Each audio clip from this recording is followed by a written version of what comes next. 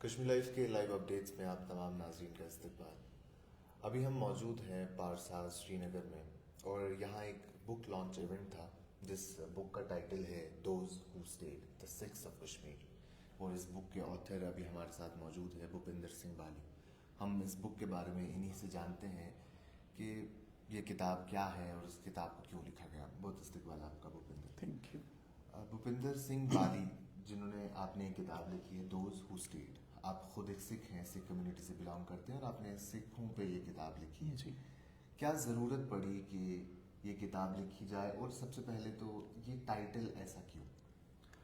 Those who stayed जो title का thought था वो ये था क्योंकि हम यहाँ पे हैं, जी हम यहाँ पे रह रहे हैं और बहुत कम लोगों को पता है कि हम यहीं के हैं। ऐसा नहीं है कि हम सिर्फ यहाँ पे रह रहे हैं और बाहर से आए हैं। हम पिछले 500 साल 600 साल से हम कश्मीर के ही हैं, तो हम कश्मीरी एथनिसिटी को बिलोंग करते हैं, कश्मीरी सिख्स। और जो आपका दूसरा सवाल था कि ये बुक क्यों लिखनी पड़ी, उसका रीज़न भी यही था कि काफ़ी बारी ऐसा होता था कि कोई भी टर्मोइल हो या कोई इंसिडेंट हो तो ये चीज़ सुनने को आती थी कि अब तो हालात ख़राब हैं तो आप वापस जाओगे। वापस जाओगे? हाँ, कहाँ? कुछ लोग बोलते थे अब तो पंजाब से हो, आपके रिलेटिव्स पंजाब में होंगे। अच्छा, तो क्योंकि सिख को आइडेंटिफाई पंजाब के साथ कर दिया गया एक है। नोशन है। हाँ, तो और ये एजुकेटेड क्लास की बात कर रहा हूँ मैं, ऐसा नहीं कि कोई अनपढ़। एजुकेटेड क्लास मैक्सिमम जिनके साथ मेरा वास्ता रहा है वो उनके ये क्वेश्चन होते हैं कि आप अब तो हालात ख़राब है, तुम पंजाब चले जाओगे, तुम्हारे रिलेटिव्स होंगे वहाँ पे। तो वो एक रीज़न था कि इतनी एक जो मिस इन्फॉर्मेशन है और जो इग्नोरेंस है कश्मीर में कि सिख्स यहाँ के हैं ही नहीं। उनको लगता है कि हम बाहर से आए हैं, नॉन लोकल्स हैं और यहाँ पे कुछ सालों से या कुछ 200 सालों से रह रहे हैं, बट नहीं, we are the ethnic population. तो वो एक रिक्लेम करना था मेरे को अपना हेरिटेज भी, हम भी यहाँ के हैं। और दूसरी चीज़ जो मेन स्ट्रीम नैरेटिव है कश्मीर का वो हमेशा रिवॉल्व करता रहा है इंडिया पाकिस्तान के अराउंड या मुस्लिम्स एंड पंडित्स के अराउंड। पंडित का एक्सोडस, पंडित्स गए यहाँ से, उनके साथ जो भी हुआ जैसे भी हुआ, वो मूवीज़ बुक्स सब पंडित कम्युनिटी से आई हैं। मुस्लिम कम्युनिटी से भी जो आई हैं उसमें भी जो सिख कम्युनिटी है वो इनविजिबल है। तो इसलिए हमारा नैरेटिव कहीं पे भी मेन स्ट्रीम कैनन में है ही नहीं। तो इस बुक के थ्रू आप ये कहना चाहते हैं शायद कि हम भी स्टेक होल्डर्स हैं। जी, वी आर द पार्ट। बिल्कुल बिल्कुल। हमारी पॉपुलेशन यहाँ पे 1947 से पहले जो सेंसस हुआ था उस टाइम पे प्रॉब्लम ये था कि सेंसस में सिख्स अलग नहीं थे। ब्राह्मण्स के अंडर ही कुछ कास्ट के अंडर सिख का सेंसस होता था। तो उस वजह से लोगों को लगता है कि सिख्स तो 1947 से पहले कश्मीर में रहते ही नहीं थे और उसके बाद अचानक से सिख्स यहाँ पे आ गए हैं, जिसकी वजह से जो यहाँ का जो कबाली का अटैक हुआ था कश्मीर पे, उसमें यहाँ पे जो हमारा ओरल नरेटिव है वो कहता है कि 24,000 से लेके 30,000 सिख्स की डेथ हुई है यहाँ पे, उनकी किलिंग्स हुई हैं 1947 में। बट अगर हम सेंसस की बात करें 41 के सेंसस के हिसाब से हमारी पॉपुलेशन उससे कम है। तो वो जो मिसमैच आता है वो आता ही इस वजह से क्योंकि हमारी पॉपुलेशन का जो सेंसस था उसमें सिख्स एग्जिस्ट नहीं करते थे, वो ब्राह्मण्स के अंदर ही हमें सब क्लॉज में डाल दिया गया था। तो वो सारी मिस इन्फॉर्मेशन जो थी वो कंट्रीब्यूट करती आई है पिछले काफ़ी सालों से कि हम कैसे यहाँ पे रहते हैं। जैसा आपने कहा कि एक एजुकेटेड क्लास कहती है कि आप यहाँ के नहीं हैं, आप पंजाब से आए हैं, कहीं से आए हैं।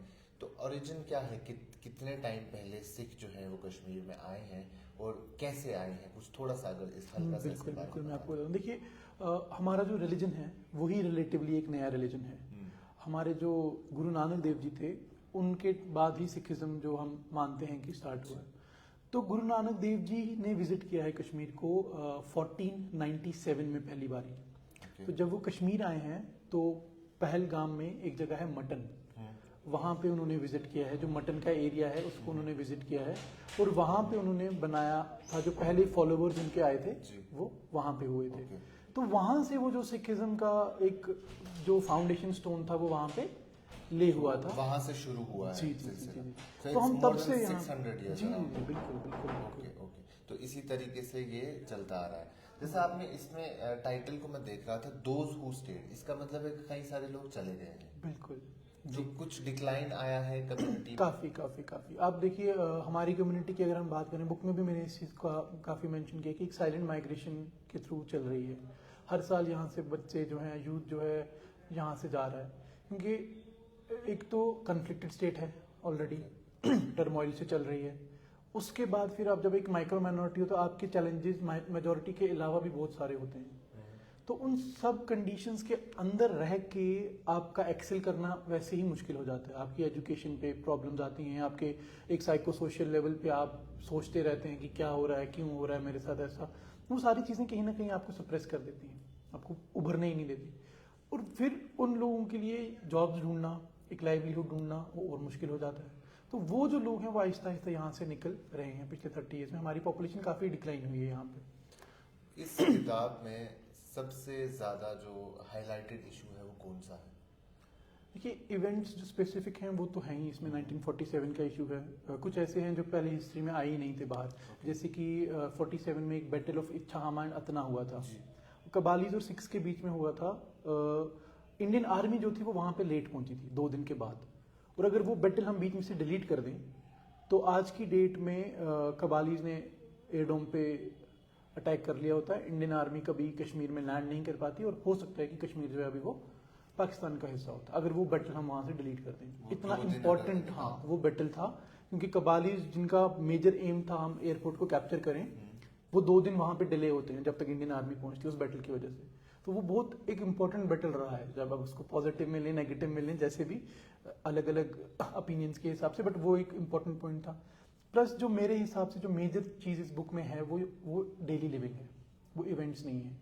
हम यहाँ पे डेली एक बच्चा कैसे स्कूल में रहता है, एक यूथ उसके क्या फ्रेंड्स हैं, उसके क्या लाइवलीहुड के ऑप्शंस हैं, क्या ऑप्शंस रहते हैं एक आदमी के पास कश्मीर में ग्रो करने के लिए, क्या हमारी कम्युनिटी की एक्यूमुलेटेड एंगर और प्रॉब्लम्स और प्रेजुडाइसेस और बायसेस वो सब है इसमें।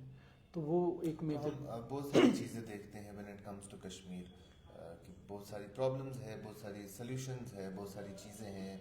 हम डिफरेंट एंगल से देखते हैं कश्मीर को। जी। लेकिन जब आप मेजॉरिटी में होते हैं तो शायद एक वो बिलीफ सिस्टम आपका स्ट्रांग रहता है, आपको लगता है कि हाँ बैकिंग है, पीछे मेरे पास लोग हैं। लेकिन आप जैसा आपने कहा कि हाँ माइक्रो माइनॉरिटी भी नहीं है, माइक्रो माइनॉरिटी और स्कैटर्ड है, किसी एक स्पेसिफिक जगह पे नहीं है।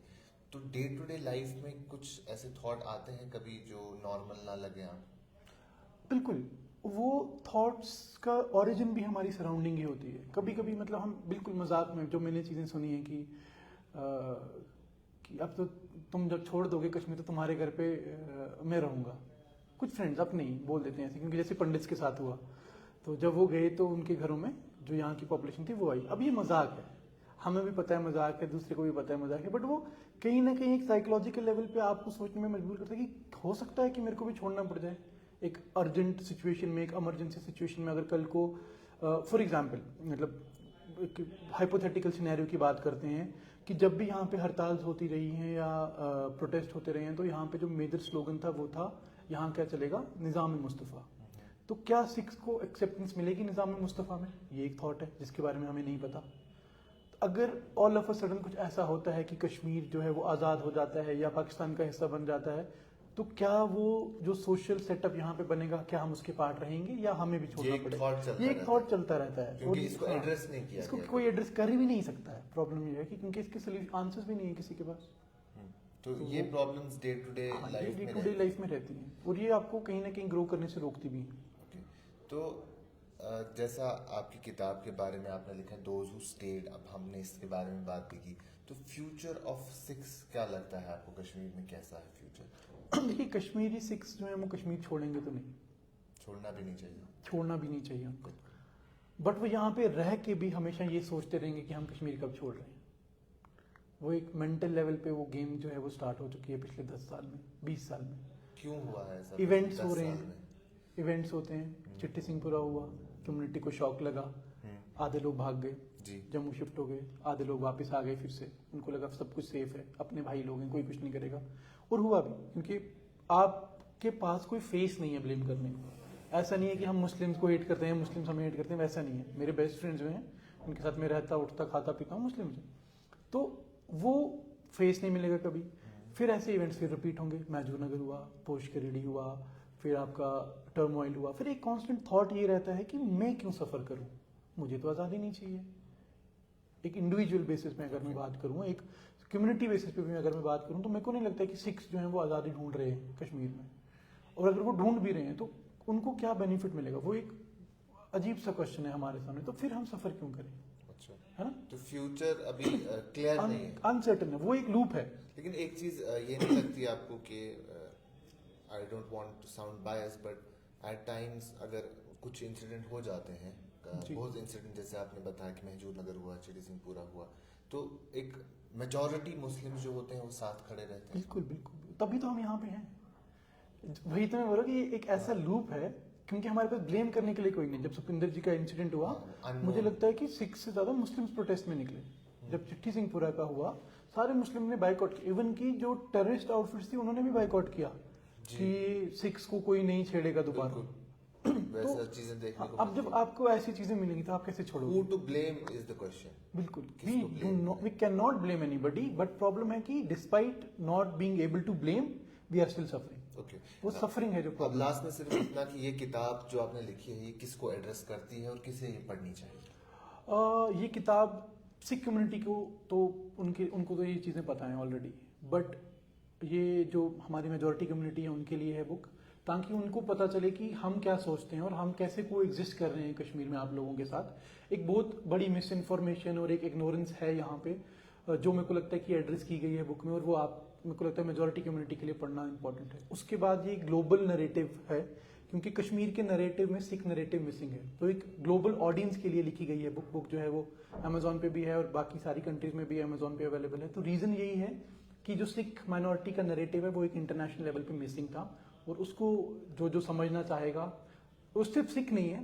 एक माइक्रो माइनॉरिटी एक कन्फ्लिक्टेड स्टेट में कैसे रहती है, ये लार्जर पिक्चर है। सिख मुस्लिम को आप निकाल दें, किसी भी कंट्री की माइक्रो माइनॉरिटी एक कन्फ्लिक्टेड स्टेट में कैसे एग्जिस्ट करती है, को एग्जिस्ट करती है, सर्वाइव करती है, ये बुक उसके बारे में। ये हर उस शख्स के लिए है जो किसी और कंट्री में एज माइक्रो माइनॉरिटी रहता है। बिल्कुल बिल्कुल। बहुत शुक्रिया हमसे बात करने के लिए भूपेंद्र जी। तो ये थे भूपेंद्र सिंह बाली, जिनकी किताब those who stayed in Kashmir या द सिक्स ऑफ कश्मीर के नाम से जो है वो बाहर आ चुकी है। आप तमाम नाजरीन अगर पढ़ना चाहें तो पढ़ सकते हैं। अभी के लिए इतना ही, हमें दीजिए इजाज़त। आप देखते रहें कश्मीर लाइव।